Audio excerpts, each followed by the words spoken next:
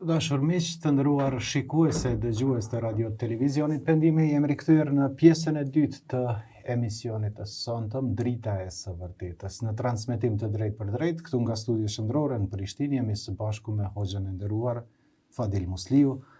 Dhe në pjesën e parë kemi në fakt është trajtuar nga hoxha Fadil tema si ta gjejmë rrugën më të shkurtër për të fituar xhenetin.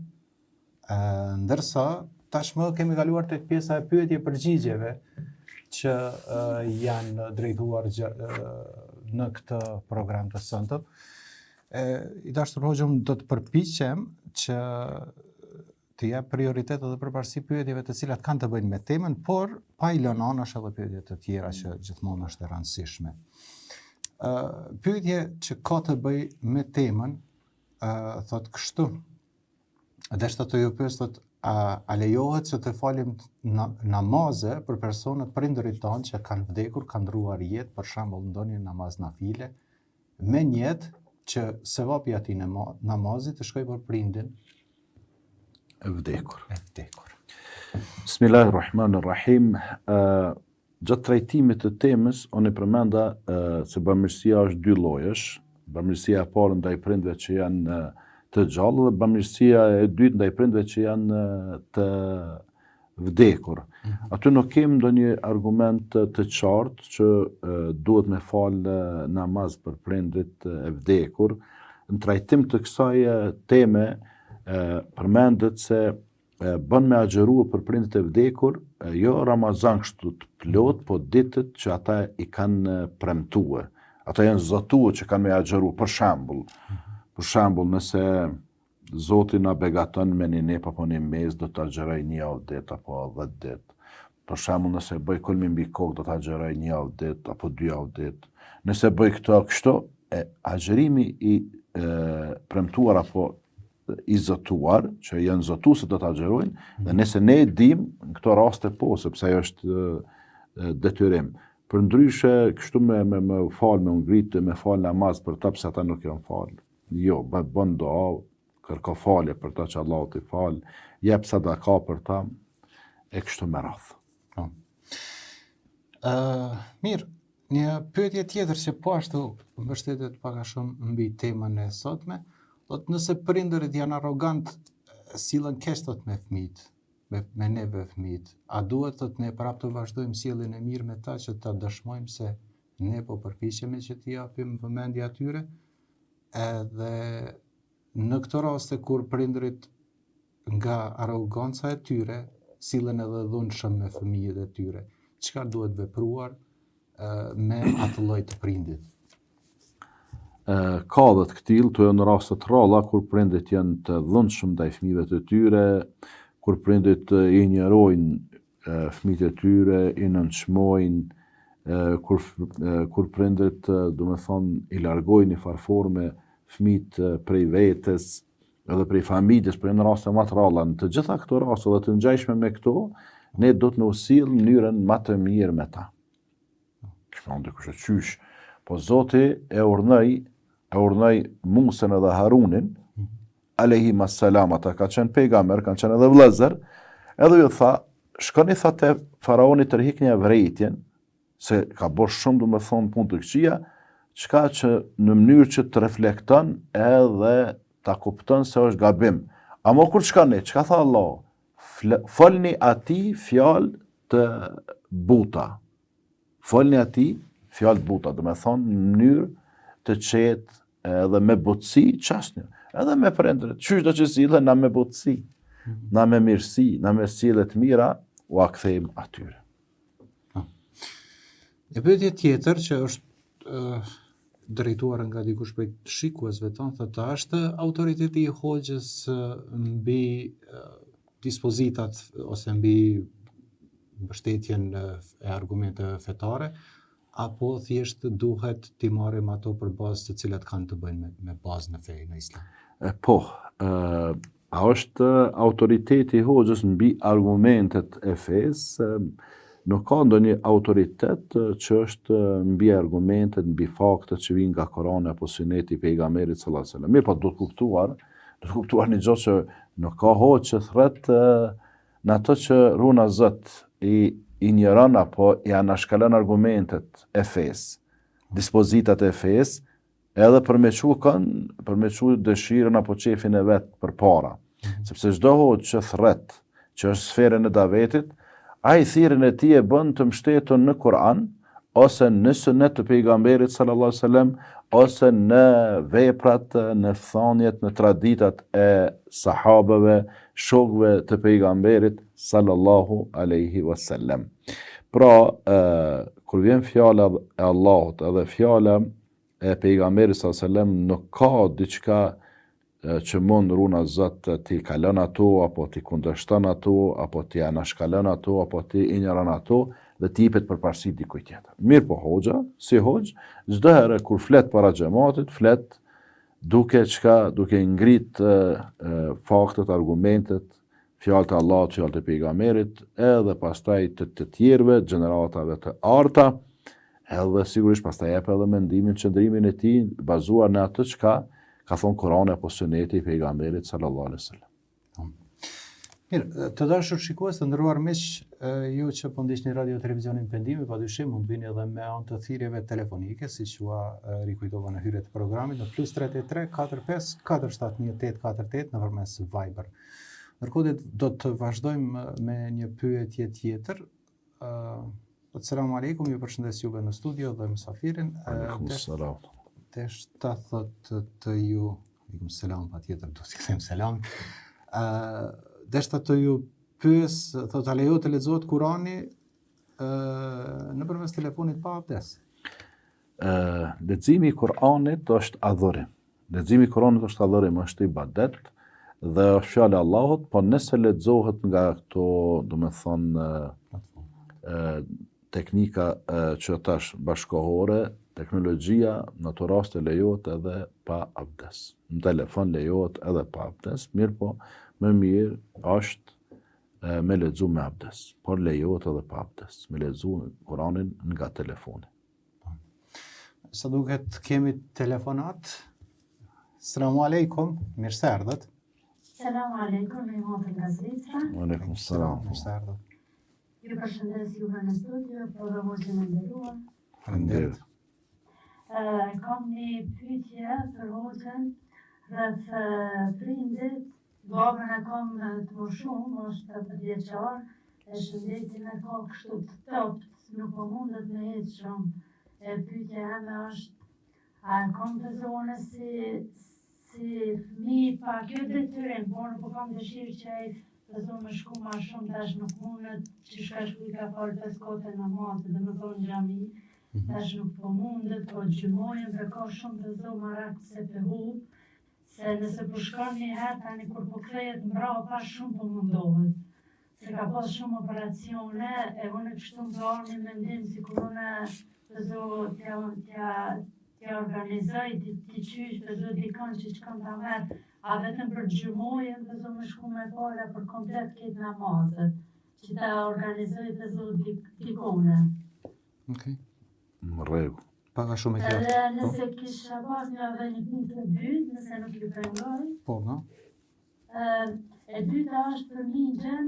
Migja në më thonë ka vdek që shumë vite, i ka 5-6 vite që ka vdek, ama i tepër shumë u kujdes në më thonë ato kodë kur kena qenë vogël, si kushtet që i kena pas në a i shumë dhe më thonë u kujdes për neve, për më në rritë, për shumë sene dhe më thonë, ne ka pas dhe thonë një pjesë si të prindit edhe ma shumë, a i kom të qyshun e hak se shumë besoj që në ka buaj për neve, për mi që nuk di shka muj me bo, që s'kom qep një metë edhe atin hakur u kujdes sa shumë edhe i për neve.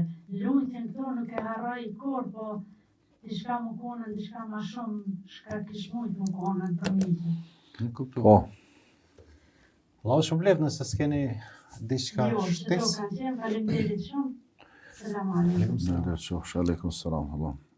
Sa i përket për kujdeses ndaj prindve folëm pjesën e parë, tash pyetja konkrete, shumë pyetje me vend, edhe këtë hall apo këtë shqetësim duhet me pas çdo fëmijë për prindit e tij të moshuar, kur ata janë të pafuqishëm për me kryt disa detyrime apo disa obligime, dhe ata me u kujdes që me lehtësue kryrjen e këtyne detyrime. Një prej tyne është falja namazit të xhamas. Nëse prindi është i pafuqishëm dhe nuk mundet me shku në xhama, dhe nuk ka kush e çon në xhama, nuk obligohet me fal xhaman, obligohet me fal kënd, drejken. Mirë po nëse prindi ka baba në këtë rast, ka djem edhe vajza, prej punëve shumë të dashura, prej punëve shumë të mira është me ja organizue shkumjen në xhama. Me marrë djali një orë pushim punë, me marrë babën, me qunë xhama, me kthy pe i xhamas. Nuk është djali vajza, apo nipi, apo mbesa. Po nëse në këtë rast nuk ka mundësi vetë ke motra me shku me marrë edhe me qu babën xhama, atër me organizu me pagu taksin. Ku e dy në 50 franga, sa ti merrej me qunë xhami edhe me kthy, po, është shumë punë e mirë. Sa i më falë mënet, po me shku s'po mënet. E atë duhet edhe në vakte tjera jo, në vakte tjera jo. Vakte tjera, në këtë gjendje, ai nuk e ka obligim, falet në shtëpi, edhe nëse është i moshuar, i lodhur, i raskapitun, falet edhe ulën. Me rëndësi që namazin me krye, ndërsa namazin e xhamas shtëpi nuk mundet me fal, në këtë rast prej punëve më të mira që mund ta bën kjo motra për prindin e saj të moshuar, të lodhur, të raskapitun është me organizu shkumjen edhe kthimin e tij nga xhamia në ditën e xhamas. Pra, me qu dikush me pagu apo me porosit dikën, kjo është prej punëve shumë të dashura dhe të mira. Sa i përket pyetjes së dytë, Axha është kujdes për ta, në farforme ka luajt rolin e prindit të dytë, ai ka vdek, Zoti mëshiroft, çfarë mund të bëj për ta? E para, sikur ato që thënë për prindit. E para është me bë lutje, me kërku falje për ta, për gabimet, për gjunat e tyre, edhe pastaj çka me dhënë edhe sadaka. Përveç kjo motra thonë nuk e ndaj pe i lutjeve, bëj dua për të, bëj lutje për të, po çka me bë tjetër, jep sadaka. Jep sadaka, dhe jep sadaka në ato kategoritë që vërtet e meritojnë, siç janë kategoritë e jetimëve. Kategoritë e jetimëve, me u kujdes për një jetim, qoftë edhe me 50, 60, 70 franga në mujt me asiguru veç ushqimin. Pastaj këta që janë të smur, pastaj kemi student që studiojnë për fenë islame, ose studiojnë edhe shkenca tjera, por që janë besimtar musliman, është investim shikim parë i vogël, ama është kapital sepse ndikon shumë. Këto gjana me i bë edhe për Axhën e vdekur është më së miri. Nuk e di, telefonat të radhës në këto momente. Mirë, po kemi për momentin. Selamu alaikum, mirë se erdhët. O, aleikum selam, një jam avni, përshëndetje, mirë se ju gjej, ju përshëndes ty zemrisht edhe hoxhën Fatidin. Faleminderit, Allah shpëlbeft. Nderime e respekte për juaj. Respekt edhe për ty, Allah të shpëlbeft për inkuadrimin, më thuaj cila është pyetja juaj që dëshironi të drejtoheni hoxhës. Bismillah, mas pari për pys hoxhën, soj përket akikave, për shembull, për djalë prehen 2 kurbana për vajzë një. Po du me pyet hoxhën për djalë për shembull që janë 2 kurbana, a duhet mi shkep, a me hongër qata kurbana familja. Po. E qartë pyetja. Allah të shpëlbeft, nëse s'keni ndonjë Jo, pyetje. Po. edhe një pyetje, veç po du me di përgjigje. Po, do ta merrni përgjigjen, patjetër nëpërmes linjës nëpërmes televizionit do ta ndëgjoni për ta liruar për të tjerat. Edhe një pyetje, një pijam e goja ma vni, për shembull ta vjen muji Rahmetit, Ramazani, e po du për nënta me përbotën me bo një sadok ose 2 kurbana. Po du me pyet hoxhën Fatidin, është ma mirë mi prej 2 kurbana e me shkep, a me bo sadok me tola. Qitu pyetje e qartë, zia a kuptu. Po, patjetër janë të qarta çdo 2 pyetjet. Allah të shpëlbeft për pjesëmarrjen. Allah ju shpërblet, po ju kërkoj falje e Allah, e selam aleikum rahmetullahi ve berekatuhu. Respekte për juve dyve. Aleikum selam. Natën e mirë. Aleikum selam, rahmetullahi ve berekatuh. para për akikën. Po, sa i përket akikas, e kemi thonë, edhe po e themi prap, akika është sunet, prej suneteve të cilën e ka vepru pejgamberi sallallahu alaihi wasallam. Çka është akika? Akika është therrja e kurbanit në sheh falënderim ndaj Zotit për fëmijën e porsalindur. Nga suneti është për djalë 2 për vajzë 1, dhe këto ka vepru pejgamberi sallallahu alaihi wasallam për nipat e tij Hasanin edhe Husejnin radhiyallahu anhuma. Po nëse nuk i mundësi me i bot 2 për djalin, e bën edhe 1, kur farë problemi nuk është. E çfarë preferohet? Preferohet me hangër, familjarët, ata që janë.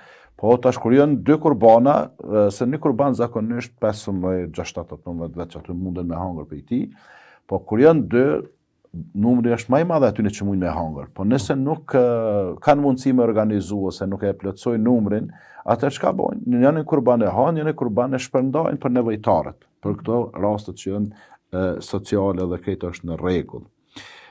Se i përket Pyetjes së dytë kurbanit për hax, për fëmijë, për prindërit? Po, ky vëllau tha tash po afrohet muaji i bekuar, muaji Ramazan, po edhe një muaj e gjysë të dikon, apo pak më shumë, jemi në muajin e bekuar, në muajin e Ramazan, dhe normal që në këtë muaj është mas miri njeriu sa më shumë me bo punë të mira, gjatë gjithë muajve, po sidomos në muajin e bekuar, në muajin e Ramazanit.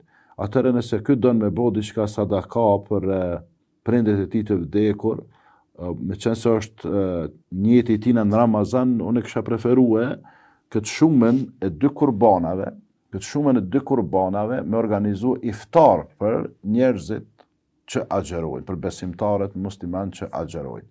Po e zam 2 kurbana shkon dikon rreth 500 euro. Rreth 500 euro.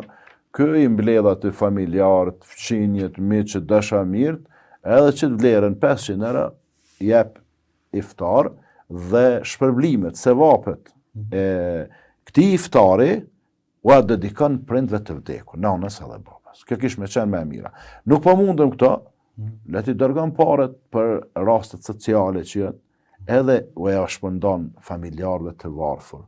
Për shembull, ka në familje, nëse nuk ka, shikon aty në xhami ku është ky kurrin aty me hoxhën, me xhamatin, interesohen edhe e shohin sa është një shujt për të varfën, edhe xhamati aty i xhamis me hoxhën organizojnë një iftar për këto rastet që janë më të rënda pak ekonomikisht, që nuk qëndrojnë mirë, kish me qenë veprimi më i mirë në muajin e bekuar, në muajin e Ramazanit.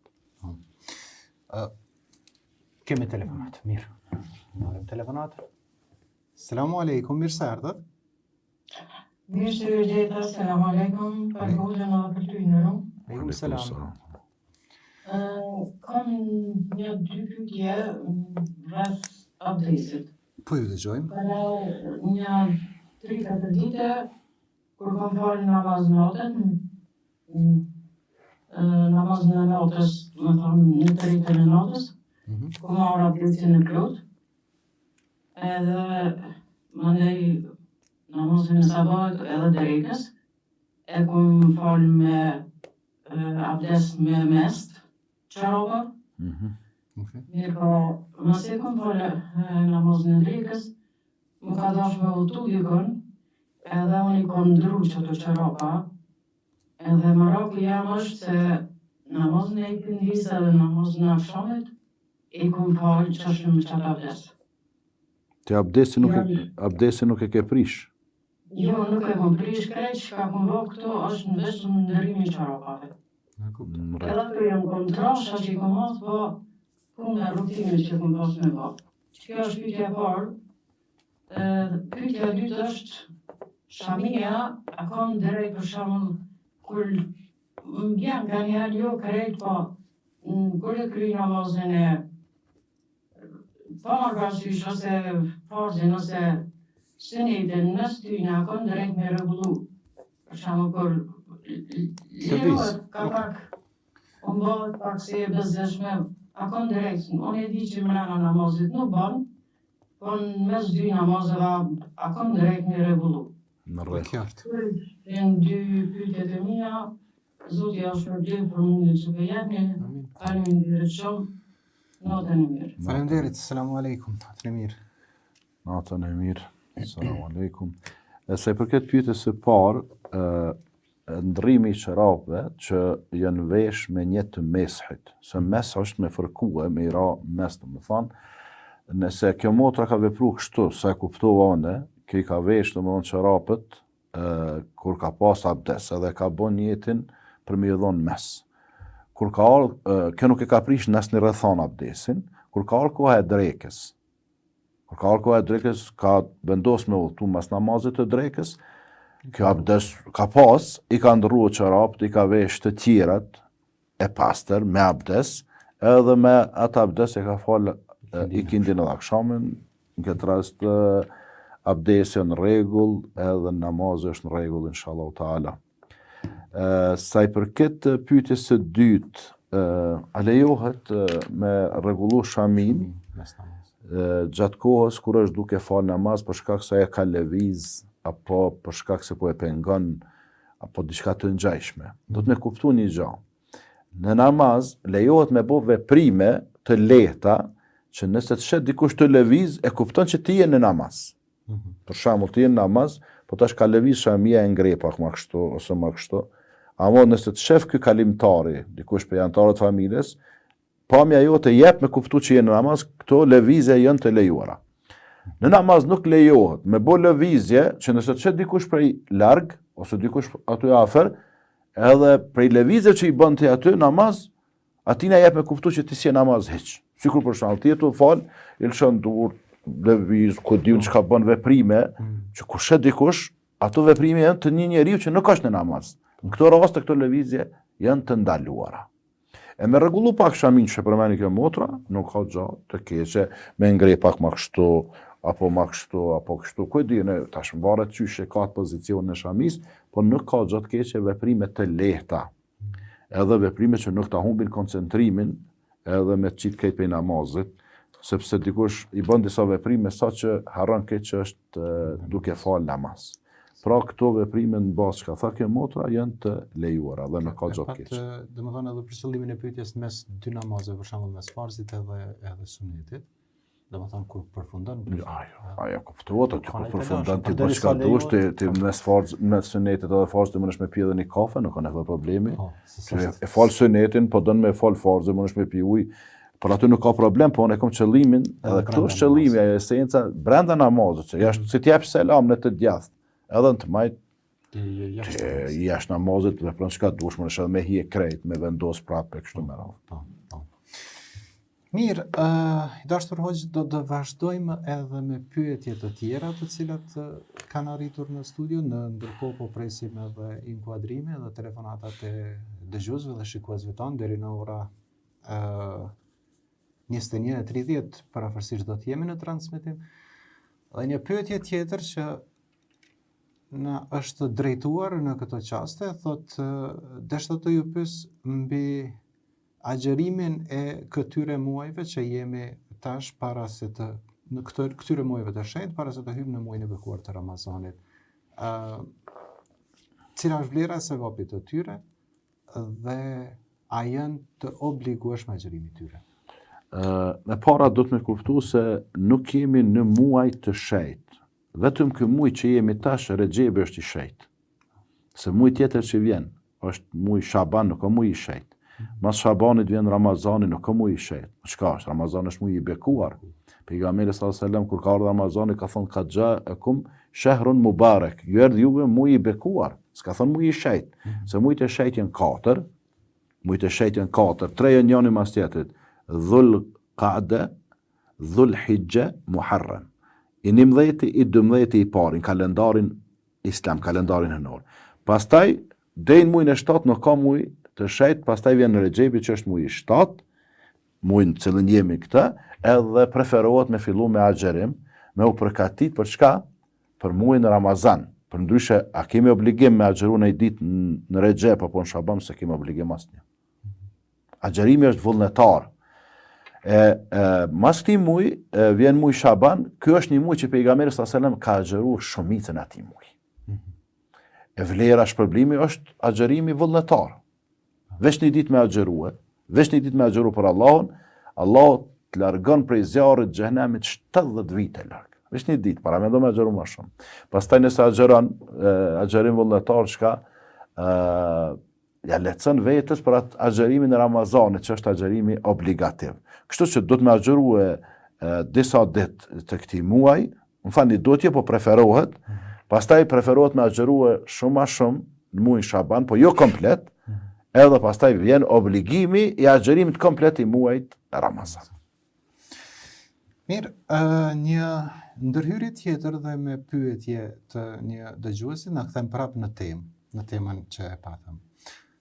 Thot prindërit të cilët janë të sëmuar, edhe smundja e tyre do të i ka lënë të shtrirë, domethënë janë pa lëvizshëm. Mua shpeshherë kur lëvizi për t'ikën punës e për obligimet e mia, më duket se po arri që t'i lë keq. Edhe po e krijoj thot një ndjenjë që nuk janë mirë ato. Si ta kontrolloj këtë ndjenjë timën, për shkak se përpiqem thot ta jap maksimumin për ta, edhe pse e di që maksimumi nuk i jepet asnjëherë për prindër. Alhamdulillah që ki këtë shqetësime, që ki këtë halla, po këtë derë që kije, edhe kështu du të me pasë, se cili prej djemve dhe vajzave, me pasë këtë derë se apo i kryin obligimet që i kanë ndaj prindëve të tyre, në veçanti kur ata janë të moshuar, e sidomos kur janë edhe të smur. Po ti nëse je rahat edhe ti e din se tash zanjone e din zemrën e vet, çfarë qëllimi ka. Nëse ti je rahat me veten tënde, edhe ti e din që po mundosh me bëma të mirën, këtë është në rregull. Nëse ti po i ik apo po i bishnon disa detyrime o obligimeve, edhe ti e din veten tënde ato, atëherë nuk je rahat, nuk do të më qenë i qetë. Kështu që në këtë rast, derisa ti po mundosh me bëma të mirën, edhe po përkujdesesh mënyrën më të mirë, mirë po prapë po shqetësosh a i kom kryer krejt apo jo, kjo është e mirë. Do me thonë, kjo ndjenjë e mirë, që do të me përcjell çdo njërin prej nesh, sidomos ata që i kanë prindrit e smur edhe të moshuar. Kështu që ti vazhdo me këtë përkujdesje, edhe mos u shqetëso më shumë.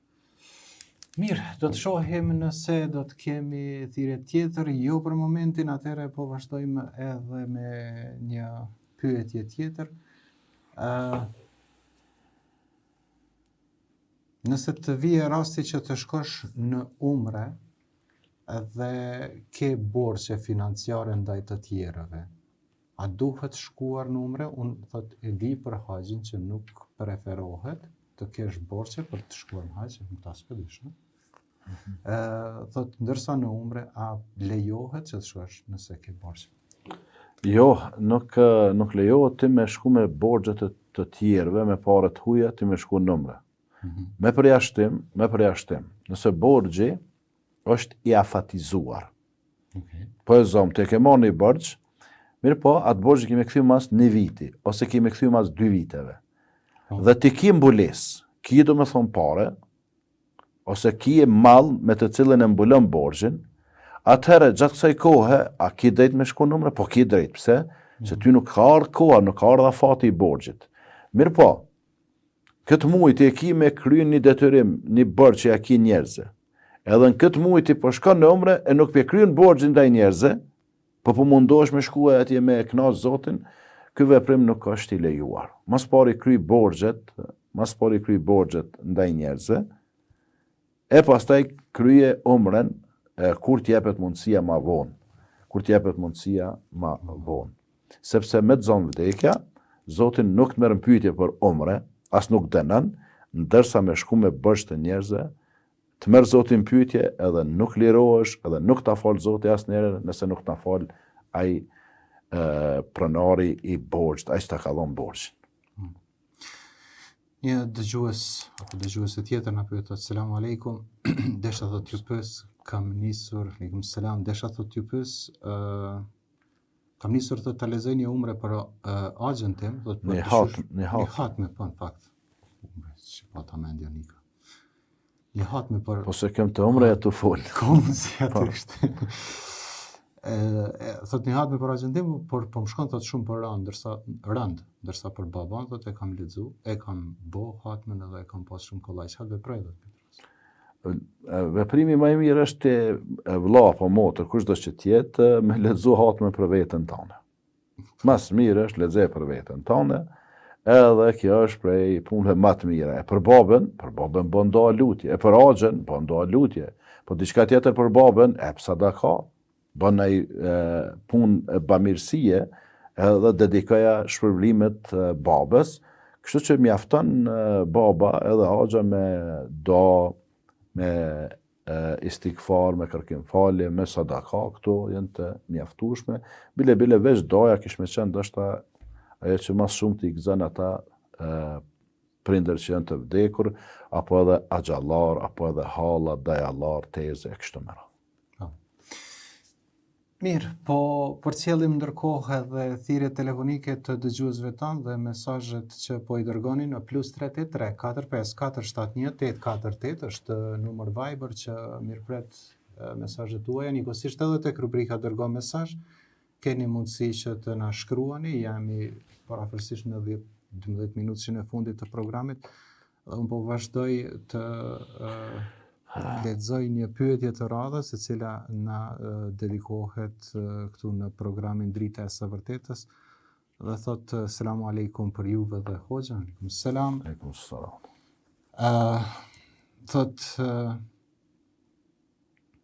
tek prindërit e mi jetojnë thot të vetëm, sepse unë thot jam afër tyre me një banesë tjetër, por për kujdesem patjetër për ta çdo ditë.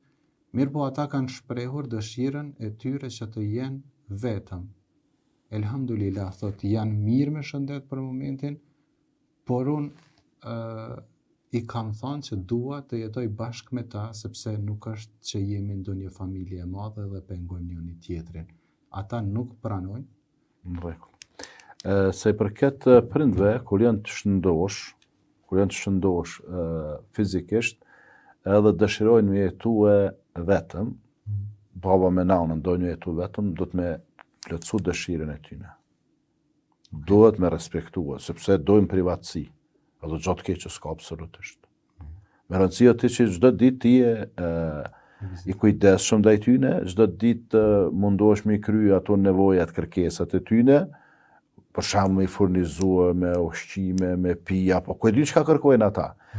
Edhe ti çdo ditë shkon i viziton, a keni nevojë diçka, jo në rregull. Nuk ke nevojë ti më imponu, se na shtas dane me jetu me ty, me gruan tonë, do me nejt vesh me gruan e vet. Edhe nana do me nejt vesh me burrin e vet, me babën tën. Çka ke nevojë tash me shkuat të më bo zhurmë, me më bo shqetësime, ku diun e tash na shtas më nedorojnë zhurmën e fëmijëve, na shtas më nedorojnë zonën e resa, ku diun e çka është aty në pengesë. Kështu që ti respektoje privatësinë e tyre. Po dani vetëm, rrini vetëm. Kur ata ma vonë, kur të plaken, edhe janë të pafuqishëm, edhe s'mujnë me nejtë vetëm, thojnë po doj me qenë me ty, atëherë shkon të jetën me ta. Edhe kur farë problemi nuk. Ndërkohë, e lash si përfund të programit, sepse ndoshta ishte si rastësi sot e temës, nuk e di. Unë nuk e dija, domethënë temën derisa u takuam së bashku, por derisa po vija në emision, po kontaktoja me një mik timin edhe po tregonte një rast, një hall që ka të bëjë pikërisht me këtë fushë. Mos respekti i fëmijës ndaj saj, këtë rast në mike. Edhe po tregonte se djali thot ka fillu udhëzimin, është udhëzu, është në rrugën e drejtë, po falet e gjitha, thot për mua po më akuzon, thot që je pa fe, thot më mbesh pse se kam mbulesën. Thot falem, po se akuzon nanën, e akuzon nanën. Edhe thot po don me e marr një nuset, cilën thot unë nuk po e preferoj, thot se është edhe komsis tjetër. Është muslimane, ja. Muslimane, por komsi tjetër. Po. Edhe djali thot çdo herë sillet arrogant, me veprime të tilla. Besoj që e përcjell këtë emision, nëse jo tash, ka mundësi që e përcjell në vazhdim, do të kishim dashur një këshill nga ana juaj për këtë situatë. Po, një gjë do të më pas parasysh se veprimet e disa të rinjve dhe të reja që i bojnë raport me prindit e tyre dhe nuk janë të mira, ato nuk burojnë prej fesë. Burimi e aty në sjellëve nuk është prej fesë. As nuk na mëson ashtu Kurani, as nuk na mëson kush pejgamberi alayhi salatu wassalam. Që do të thotë ato janë veprime personale. Ajo është, do të thonë, dëshira e tyre ashtu mu sill në mënyrë arrogante apo mu sill me runa zot me mendje madhësi apo duke i injoruar, kjo është diçka shumë e dhimbshme me nënshmue apo me injorue apo me ul pozitën e nanës. Fëmija me bo këto, kjo është domethënë prej gjëndave fatale. Çka do të me bo? Do të me usill të mënyrën më të mirë që mundesh, me këshillue, me i tregu atij që feja nuk i thot to gjona ashtu që po sillesh ti. Pse unë nuk e kam bolesën, e kam një gabim. Edhe kjo është gabim, është gjëna, pa dyshim hiç. Po pse nuk e ke bolesën ti, nuk do mund që e dal pe fe, ti muslimane je, derisa thu la ilaha illallah, fal namazin, agjeron, nëse ki mundësi me shku në haxhe, me dhonë zakatin i jep ato çka kërkon Zoti, atëherë ti je besimtare muslimane, por e ki një domethënë një gabim apo një gjëna që duhet me rregullu sa më shpejt që është e mundshme, jo për hatër të djalit apo të vajzës, por për hatër të Zotit. Kështu që me qena ideali kështu me këshillua në këto, në katër sy kish me qenë ma mirë, e me i fola ti pak se ka njerë shejtanin nga ajo arroganca apo mendje madhësia që po bojnë diçka po ja çarron syt, edhe s'pishohen mo as detyrimet, as obligimet ndaj prindve, edhe nuk peshojnë veten se çfarë sillesh po bojnë ndaj prindve të tyre, se e thash edhe në pjesën e parë të emisionit prindi, çfarë do që tjetë. Edhe me qenë i krishter, edhe me qenë hebrej, edhe me qenë i pa fe, prap na e kemi obligim, farz, me u sill mirë dhe me u bind ndaj kërkesave të tyre, me përjashtim kur ata na shtin gjëna, aty nuk i dëgjoj. Përndryshe, gjithçka tjetër do të më respektuar. Kështu ti do të me kuptua, motër e nderuar, se veprimi i djalit tënd nuk e ka burimin nga fetaria që është ai aq fetar, e aq i devotshëm, e aq i mirë, por e ka nga kryenësia dhe nga ignoranca, nga mosdia e tij. Sepse njeriu nga mosdia bën shumë veprime, edhe me veprime që përfundojnë me fatalitet runa zot. E para, e dyta, përzgjedhja e nusës nuk është patjetër nana që duhet me dhonë fjalën e fundit. Me rëndësi djali me unë rahat. Derisa ajo është besimtare, muslimane, e devotshme, po e llogarisëm. Edhe djali është i kënaqur me to, ai ka me kalu jetën me to, ti s'ki me kalu jetën me to. Ti duhet me pranu një martesë të tillë. E runa zot me qenë ajo rrugët këqija, edhe ti e din të kaluarën e saj, apo që njifet aty në lagje, apo në fshat, apo në qytet, se runa zot është e pamoralshme, apo ka ndonjë prej harameve të mëdha, edhe që rrezikon nesër edhe autoritetin edhe familjen e djalit, në këto raste duhet me argumente me fol. Pse është e nacionaliteti tjetër, ajo besimtare muslimane, është e Zoti, s'pyeti Zoti, ai je arab, i amerikan, anglez, shqiptar, turk, bosnjak, roma, shkalia, egjiptian, ku e di çka ai. Te Zoti nuk kemi kësi dallimesh. Na këto i bëjmë këto dallime. Edhe secili pretendon se është më i mirë se tjetri. Jo, s'ka dallim asnjëri, nuk ka më i mirë se tjetri përveç se në devotshmëri. Një afrikan i Afrikës mund të qenë më i mirë se nën nëse është më i devotshëm. Ose një kanadez i Kanadës musliman që është mund të qenë më i mirë tek Zoti se sa na që jemi këto, se sa ata që janë në Mekë apo në Medinë që janë vende të shenjta. Andaj bëni dua se jeni nën, që Allahu ta udhëzon tamam çu duhet, ai djalin nuk qen ka sa duhet i udhëzuar, sidomos në raport me prindin e saj, me nanën e saj në këtë rast. Lutni Zotin, keni kujdes, mos mallkoni, sepse mallkimi është te rrezikshëm, andaj nasni rrethon nanat dhe baballat nuk do të më mallko fëmijët. Po çfarë do të më bëj? Do të më bëj lutje për ta, që Allahu t'i drejton rrugë të drejtë, që Allahu t'i udhëzon, që Allahu t'i bën bamirë ndaj prindve e kështu me radhë. Gradualisht po shkojmë ka fundi i këtij transmetimi, duke ju falendëruar shumë për zemërsisht që edhe sot ndave kohën tuaj me dëgjuesit edhe shikuesit të radio televizionit Pendimi. Faleminderit edhe juve, faleminderit stafit tuaj dhe Allah i shpërbleft juve, stafin edhe gjithë ata që po na ndjekin me shpërblimet e tij të kësaj bote dhe botës tjetër. Në përmbyllje lutim Allahun e madhuar që edhe këtë javë deri në takimin tjetër kur e ka caktuar Zoti, të jeni mirë, të jeni nën mëshirën, nën përkujdesjen e Allahut, edhe Allahu na dhash të mirat e dynjas dhe të ahiretit dhe të gjithëve na lehtësoft rrugën të cilën e synojmë, rrugën e xhenetit. Allahumma amin. Amin. Të dashur shikues, dëgjues, miq të radio televizionit Pendimi, Këtu po vim në fund të këtij transmetimi për mbrëmjen e sonte të emisionit Drita e së Vërtetës. Falenderimi veçantë edhe për ekipën teknike, për Kushtrim Gurën dhe gjithë të tjerët që u përkujdesen për këtë edicion të sotëm. Me shpresë e besim që do të ridëgjohemi në javën e ardhshme, rishikohemi deri në takimin tonë të radhës. Mbesni në mëshirën e të Madhit Allah. Selamu alaikum rahmetullahi wa barakatuh.